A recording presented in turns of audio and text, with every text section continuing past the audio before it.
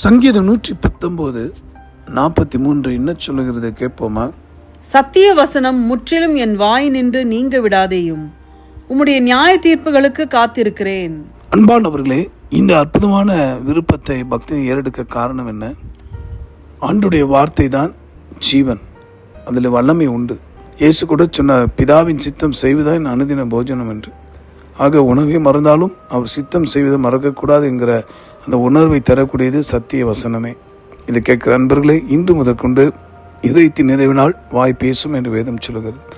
நம்முடைய இருதயம் தேவ வசனத்தால் அந்த நியாய தீர்ப்பு வரப்போகிறது இல்லையா?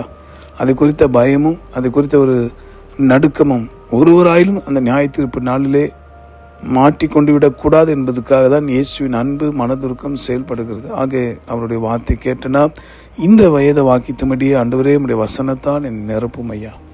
அதுவே ஆரோக்கியம், அதுவே சௌக்கியம், அதுவே நமக்கு எதிர்காலம், அதுவே சகல நன்மை நமக்கு தரும். நம்பிக்கையோடு ஜெபிப்போமா? அன்புள்ள ஆண்டவரே, ஒவ்வொருடைய இதயத்தை நிரப்பும் ஆண்டவரே உம்முடைய சத்திய வசனத்தால். ஒருத்தரை விற்றும் நீங்க கூடாதப்பா. இந்த வார்த்தை கேட்டு என்னோடு ஜெபிக்கிற யாவருக்கும் சௌக்கியத்தை தாரும். அந்த நியாய தீர்ப்பு நாளுக்கு தப்பித்துக்கொள்ள புத்தியும் பலனையும் தாரும்.